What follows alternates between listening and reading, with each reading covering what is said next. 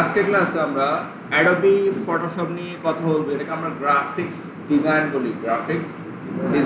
Graphics design করতে আমাদের যে অ্যাপসগুলো লাগে তার মধ্যে একটা হচ্ছে অ্যাডোবি ফটোশপ। অ্যাডোবির কোম্পানি আমি একটু দেখে রাখি, আমি ইংরেজি যাই। অ্যাডোবি একটা কোম্পানি, ঠিক আছে? এর মধ্যে অনেকগুলো আছে, প্রচুর ওদের অ্যাপস আছে। ওকে, কোনোটা প্রো টাইপে ইমেজ এড করার জন্য, অডিও বানানোর জন্য, ভিডিও কনভার্ট করার জন্য ওদের অনেকগুলো অ্যাপস আছে, প্রচুর।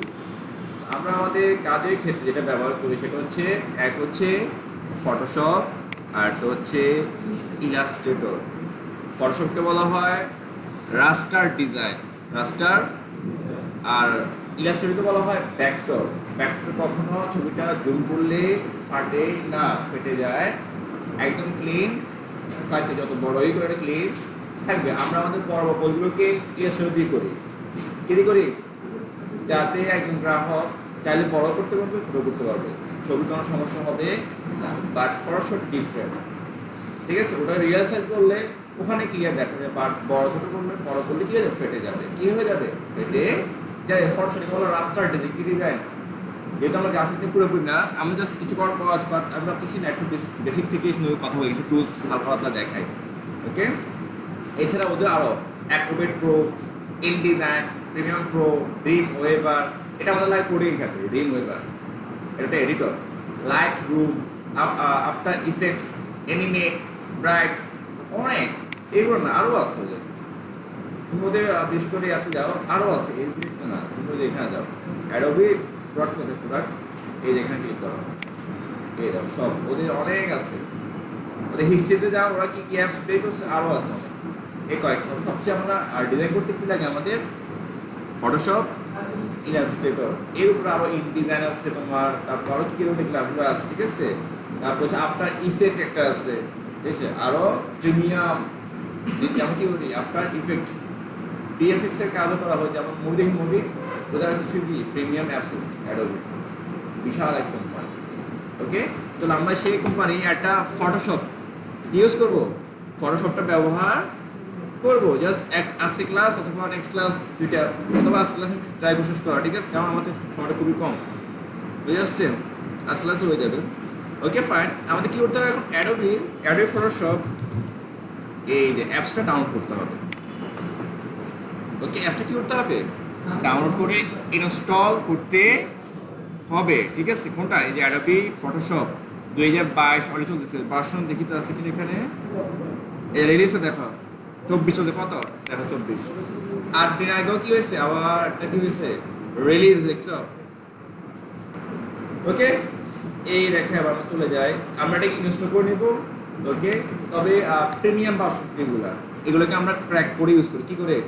ক্র্যাক করে ব্যবহার করে ইনস্টল করি। কারণ তুমি যখন এটাকে ইনস্টল করবা 30 দিন তোমার কাজ করতে, কয়দিন?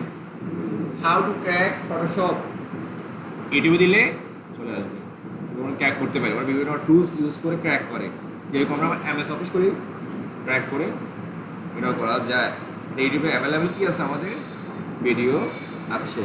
ওকে, যেহেতু আমরা ফটোশপ সিসি, এটা আমার ভার্সন ফটোশপ 7, ফটোশপ সিএস একদম আপডেট আসছে। ফটোশপ সিসি মানে ক্রিয়েটিভ ক্লাউডস, ক্রিয়েটিভ ক্লাউডস। আমরা সময় ইংরেজি জিজ্ঞেস করি, আচ্ছা তুমি তো Photoshop graphic designer, CC meaning কি?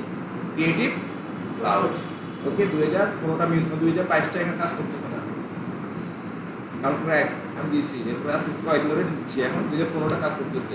তো 2015 যে কথা 22 একই হবে, মানে ডিফারেন্ট হচ্ছে কি, কিছু ফিচার আসছে, ফিচার আছে, এটা আমার দরকার নেই, কারণ তো তোমার পরিশ্রম বানাবো না। আবার তোমাদের কি কাজেও দরকার, তোমরা বলছো সেক্ষেত্রে আমি দেখাচ্ছি এটা, ঠিক আছে? ওকে ফাইন, চলো ফটোশপ তোমরা ইনস্টল করে নিবে। 7 আমি রিকমেন্ড করি, আমার নিজের বিরক্ত লাগে, আমি 7 ইউজ করিই না। দেখলে আমার কি লাগে, আমার তো 20-20 লাগে, কি এটা 19-20 ইউজ করতেছে, ঠিক আছে? আপডেট ইউজ করবে। যেহেতু 15, এই 15 ক্লিক করলাম, দেখো ফটোশপ, আমি এটাকে ক্লিক করতেছি, ওপেন হোক, ফটোশপ সিসি দেখো 2015 যে রিলিজ হচ্ছে, এটা ভার্সনটা, এটাও কিছু ভার্সন আবার আছে।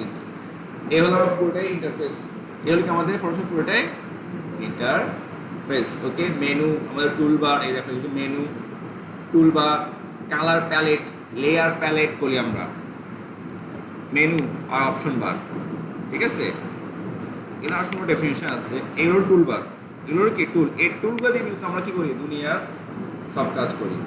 এই টুলের উপর বিভিন্ন অপশন, অনেক অপশন, যেগুলো আমাদের কোথায় দেখায়, যে এখানে, এই যে এখানে, ঠিক আছে?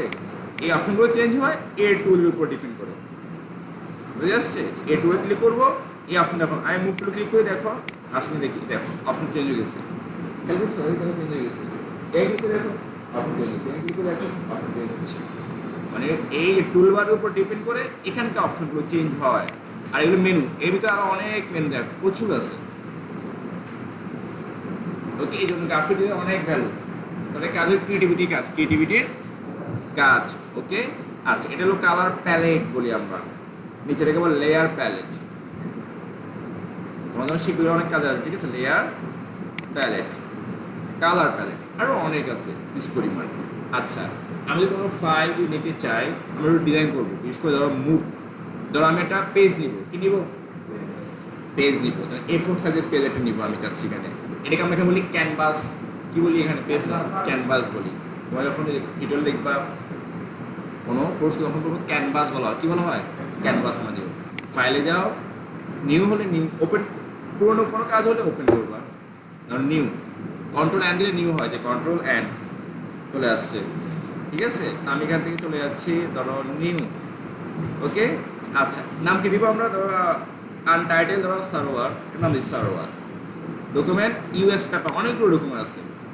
ওকে, এখান থেকে খুঁজো কোন সাইজ, লেটার, লিগেল না ট্যাবলয়েড। আমি এরপর তো পাচ্ছি না, তখন আমি কী করবো?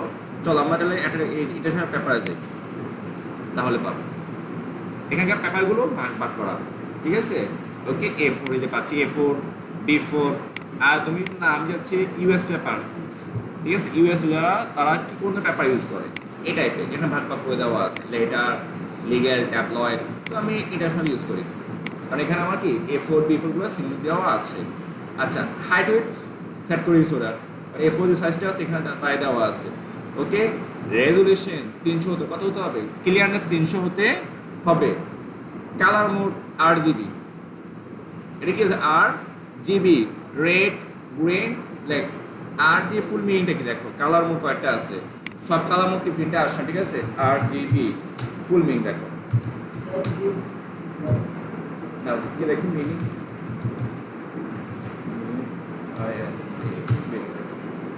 Red, green and blue, black না, ব্লু, কি হবে? ব্লু। ওকে, রেড, গ্রিন, ব্লু। ওকে, আর এটা হচ্ছে CMYK, CMYK। ওকে, CMYK দেখো, CMYK। ওকে, এটা হচ্ছে কি, সিডি হচ্ছে কি বলতো আমাদের এখানে কি সায়ান, কি কালার এটা? সায়ান। এই যে এখানে দেওয়া CM এর ফুল মিনিং কি? সায়ান কালার, এই যে কালারটা সায়ান। ম্যাজেন্টা, এই কালারটা হচ্ছে কি? ম্যাজেন্টা। ওকে, ইয়েলো, আর এটা হচ্ছে কি? কি ব্ল্যাক।